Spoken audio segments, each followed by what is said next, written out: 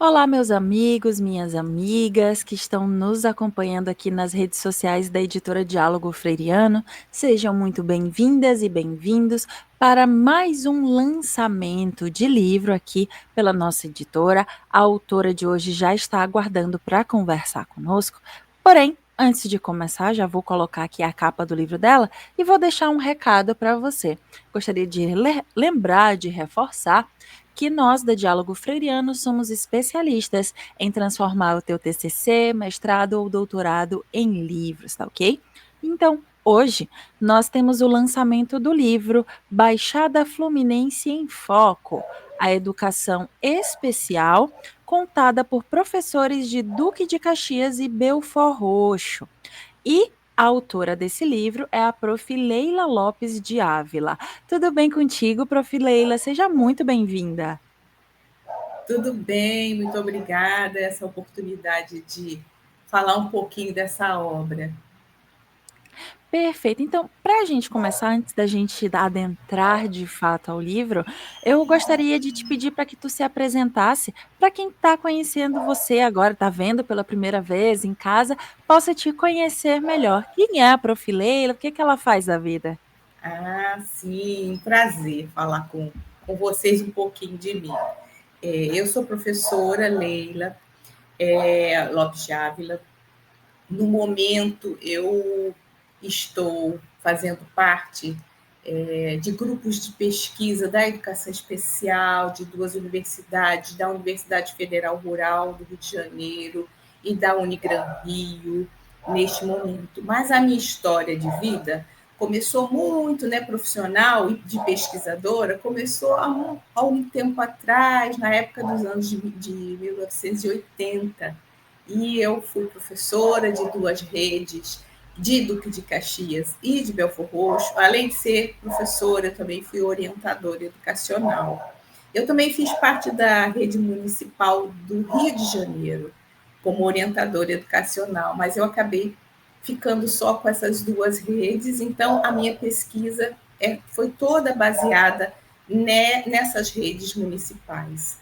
E eu tenho formação de pedagogia, fiz também pós-graduação na área da educação especial, fiz na área também da administração escolar, fiz mestrado na área da educação especial na Universidade Federal Rural, onde até hoje eu estou vinculada ao grupo de pesquisa Observatório da Educação Especial Inclusiva, com a coordenação da professora Márcia Pleite, que é uma referência na educação especial do Brasil, do Rio, e também do grupo de pesquisa Imagino, que é da Universidade Federal Rural, coordenada pela professora Ana Paula Soares Lemos, que por coincidência é jornalista. Então, eu tenho muito a minha vida calcada no chão da escola.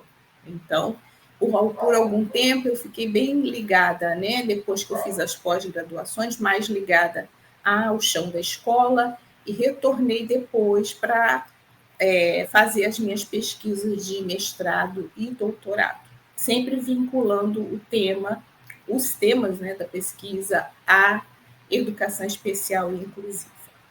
Eu acho que eu falei um pouco. E sou moradora da Baixada Fluminense, que é o foco das pesquisas que eu fiz. Então, eu tenho assim muito orgulho de dizer que eu faço parte dessa realidade que muitas vezes tem uma visão, fora, que é uma região muito violenta, mas é uma região que tem muitos valores. Apesar de não ser daqui, não nasci aqui, mas essa terra me adotou. Eu costumo dizer que eu sou mineira, criada em São Paulo, vivi em Brasília e em Alagoas, Maceió, e a Baixada Fluminense me adotou quando eu tinha por volta de 16, 17 anos. Acho que é um pouquinho de mim. Perfeito. Agora que a gente te conheceu um pouco melhor, eu queria te perguntar como foi que tu conheceu a editora para poder dialogar sobre essa tua obra. Sim, eu conheci a editora fazendo, os meus estudos já na época do doutorado.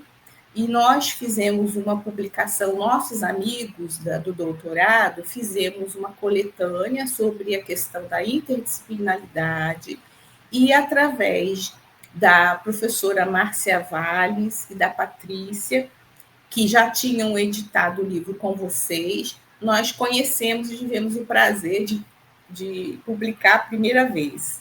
E depois nós também tivemos outros contatos, além desse livro da minha tese. Tem um outro livro que saiu agora, que também é uma coletânea dos nossos amigos do doutorado. Então, foi assim, foi no trabalho lá das pesquisas e dessas amigas, que fazem parte, inclusive, do conselho editorial atualmente da editora. Que bacana. Vou aproveitar para colocar novamente aqui na tela a capa do livro da Prof. Leila, que é Baixada Fluminense em Foco, a educação especial contada por professoras de Duque de Caxias e Belford Roxo. E reforço para você que está nos assistindo que, dependendo da rede social em que você se encontra, ou aqui em cima ou aqui embaixo, você vai encontrar o link para ter acesso então ao trabalho da Prof. Leila. Aproveito agora que a capa está aqui para quem está nos assistindo, para te pedir um pouco desse processo de pesquisa, como foi toda essa tua pesquisa para chegar então até esse livro. Como eu falei, esse livro, eu não sei se eu já falei, esse livro ele é resultado da minha tese. São todos os resultados praticamente da tese, que nós começamos essa tese, na verdade, já no meu caminhar como profissional, e eu sempre fiquei muito incomodada, porque nós, aqui na Baixada, como eu falei, né, eu exalto essa região, nós tínhamos um caminho já trilhado sobre esse processo de educação especial e inclusiva, só que não existiam registros. E um dos desafios, inclusive, dessa pesquisa foi exatamente documentos escritos que nós não tínhamos. E aí eu tive que, no processo de doutorado, mas já antes, né, eu tinha essa noção de que nós precisávamos ter esse registro. E aí, com a pesquisa iniciada, nós verificamos, né, junto com a professora orientadora e o meu primeiro professor orientador. O meu professor orientador foi o professor primeiro, né, Joaquim de Oliveira, depois a professora Ana Paula Lemos, na Unigran Rio, e nós partimos realmente para a escolha da história oral temática e híbrida, que também tem um capítulo só sobre essa metodologia, porque foi muito árduo esse processo, em função da falta de registros. Então, nós tivemos que fazer a coletânea, né, de pessoas que fossem entrevistadas para que elas pudessem nos trazer dados do que elas tinham no acervo pessoal, olha que trabalho, além de documentos que elas poderiam ter, fotos também, e também fizemos um diálogo com a minha autobiografia, que aí as nossas lembranças durante as entrevistas foram assim marcantes, porque nós conseguimos fazer esse link. E depois nós fizemos a triangulação, eu usei a metodologia, né, de Bardin, por isso que é híbrida, né, porque a história oral, de uma forma específica, eu comecei com um autor, mas esse autor eu cheguei até o final das entrevistas. Depois eu tive que partir para uma análise de dados mais específica, porque eu precisava fazer a triangulação com essas fotos, com esses documentos, tanto dos entrevistados quanto da minha autobiografia. Então, foi assim, um trabalho árduo nesse aspecto, né? Porque quando você tem os documentos escritos, já é difícil, né? Imagina você ter que partir de entrevistas e das entrevistas fazer todo aquele processo realmente de triangulação. Então, a pesquisa foi dar voz para esses sujeitos. Eu digo que eles são os personagens de toda a minha pesquisa, da área daqui, né, de Belford Roxo e Duque de Caxias, mas eu também fiz um link com autores nacionais e do estado do Rio de Janeiro, que também não era muito bem vinculada à área de educação especial. Foi a Olívia Pereira, que foi a Sara Couto, linkadas com Helena Tipoff. Então, a pesquisa foi assim, eu comecei de todo o processo histórico da educação especial do Brasil, vim para o Rio de Janeiro, contemplei essas duas pessoas que são referência também, a Sara Couto e a Olívia, e elas influenciaram muito essa região com relação à educação especial. Então, eu faço também um aporte teórico com os paradigmas que realmente predominaram na educação especial no Brasil, que foi a questão da institucionalização, do modelo médico, do assistencialismo, depois da integração, já na década de 70, para chegar ao modelo de inclusão educacional. Então, quer dizer, foi assim, lapidar, né, todo esse caminho, tanto a nível nacional quanto regional, que, na verdade, a história também é uma questão assim, interessante de registrar. A história da educação especial, infelizmente, não é contada como ela deve ser contada. Ela é muito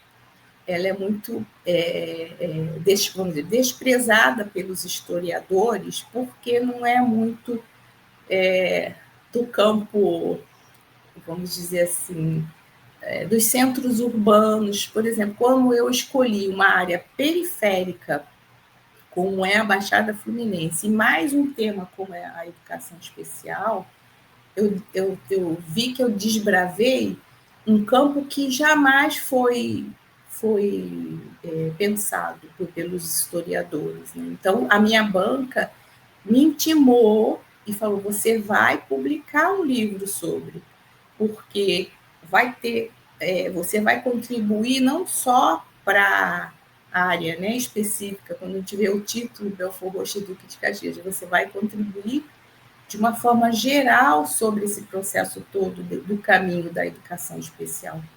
Então, existiram esses aportes, né, que me deram realmente ânimo de fazer essa pesquisa sem nenhuma apoio documental. E também aponta, né, a pesquisa apontou a importância de registros e as gestões, porque eu apontei mais a gestão municipal, mas eu também cheguei a falar da história das APAES, das instituições desses dois municípios, mas, infelizmente, historicamente, os gestores não dão continuidade aos gestores anteriores e existe um apagamento intencional. Aí é uma questão política que eu não entrei nesse mérito, senão seria uma outra tese. Que, infelizmente, um vai apagando, né, a gestão do anterior. É como se nada tivesse acontecido nos anos anteriores à gestão, né, que vai chegando. Então, são muitas coisas que eu consegui apontar que, com certeza, vai dar possibilidade para novas pesquisas. Que Entendeu? bacana. Aproveitando que então que a tela, que está aqui na tela a capa do livro, eu gostaria de te pedir como que foi esse processo então, desde criação da capa, diagramação do miolo, como foi a tua experiência junto com a editora? Também foi muito interessante, porque nós fomos construindo também de forma muito criativa e muitas trocas. E cada vez que eu recebia, né, da editora a devolutiva do que nós íamos conversando, existiu uma troca. Então, o miolo Foi assim, porque... E aí é interessante eu falar que esse texto também ele tem uma característica diferente, porque ele é um texto com acessibilidade. Então, as figuras, as fotos, nós tivemos que, já estava na tese, mas nós tivemos que fazer também para o livro a legenda, porque nós pensamos também na questão dos deficientes visuais que podem acessar. Hoje nós temos muita facilidade das pessoas com deficiência, né, acessarem, lerem, entenderem. Então a figura e a foto tem que ter a legenda. E nós também tivemos no início do livro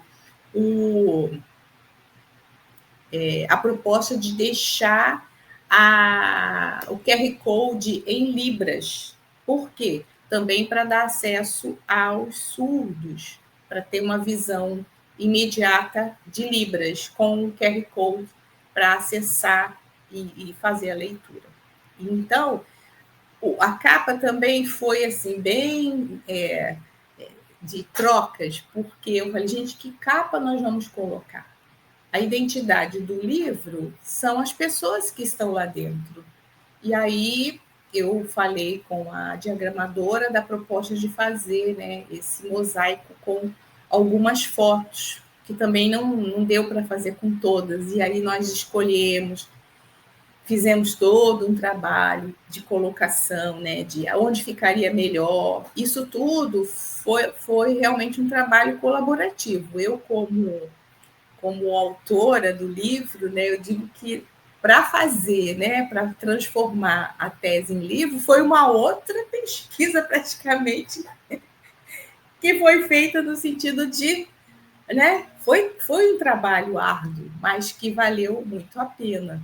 Mas a contribuição, né, as contribuições das pessoas, né, que fazem parte da editora é fundamental, porque elas tiveram uma sensibilidade de me ouvir, né, de trocar, porque o e-book, por exemplo, teve que ter uma outra legenda para as fotos e para as figuras, porque o e-book é colorido e o livro, as figuras e as fotos são em preto e branco.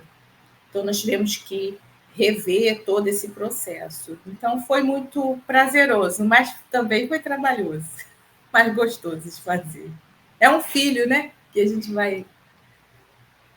Que bacana, que bacana. É bom ter esse retorno, esse feedback por parte dos autores e saber que aquilo que as expectativas elas foram atendidas de fato. É muito É, legal ter esse retorno de verdade. E prof. aham. Leila, agora para a gente finalizar então a nossa entrevista, eu gostaria de te pedir para deixar um recado para as pessoas que estão em casa, que têm aquele desejo de fazer a sua publicação e ainda não a fizeram. Ah, tá. É muito, muito interessante vocês pensarem em publicar o livro, né? Porque vocês vão deixar um legado, apesar de hoje nós temos acessibilidade muito, né, em termos de acesso nas redes sociais, mas o livro, ele é realmente um documento que eu considero eterno. Ele vai passar não só em uma mão, vai passar em várias mãos que vão poder realmente ter a sua contribuição de acordo com o que você escreveu. Às vezes a gente também acha, não vou contribuir em nada, não. Contribui sim, porque nada nós, como pesquisadores, fazemos sozinhos. E, então, quanto mais leituras nós tivermos, né, e quanto mais acesso de autores nós tivermos, melhor. Eu prefiro muito ainda, eu sou uma geração, né, de um pouquinho lá de trás, eu prefiro ainda a leitura no livro. E o livro tem uma identidade, além de você, né, ser sua produção, quem recebe, quem compra um livro, quem adquire um livro, ele tem a proximidade com o autor. você conversa, você consegue fazer um diálogo, né? Porque o livro você leva para onde você quiser. Também hoje o e-book a gente vai e leva no notebook ou em qualquer outro lugar, mas o livro, eu acho que tem assim essa aproximação com as pessoas, de ter o pertencimento, de você conseguir chegar pertinho mesmo do coração daqueles que estão com o livro na mão. Eu estou com um aqui que eu fiz inclusive o lançamento nesse final de semana, né? Então é muito legal. Não fiquem desanimados, porque vocês acham que eu falei que é trabalhoso, né? Existem detalhes que você tem que realmente, como autor, verificar para que seu livro saia do jeitinho que você sonhou. Então, vai dar um trabalhinho, mas é muito bom. É muito bom. Fica então o recado da Prof. Leila, então, para vocês que têm esse desejo de fazer a publicação, mas ainda, independente de qual seja o motivo, ainda não fizeram. E reforço, então, antes da gente encerrar, que dependendo da rede social em que você se encontra, ou aqui em cima ou aqui embaixo, você encontra o link para ter acesso ao trabalho da Prof. Leila, tá? Prof. Leila, muito obrigada por esse bate-papo, por fazer juntamente conosco esse lançamento virtual do teu livro. Muito obrigada. Ah, sim, obrigada também. Foi um prazer. E aproveito também para deixar para você que nos acompanhou até aqui o meu muito obrigado por estar conosco também neste lançamento e reforço, faço um convite, na verdade, para você que nos conheça melhor através das nossas redes sociais, nosso Instagram, Facebook, nosso LinkedIn e até mesmo aqui o nosso canal do YouTube, onde temos disponíveis várias entrevistas com diversos autores com os mais variados assuntos e de repente um desses assuntos é um assunto do seu interesse, é um assunto que de repente você está pesquisando, tá? Então não esqueça, conte conosco. Até a próxima. Tchau, tchau.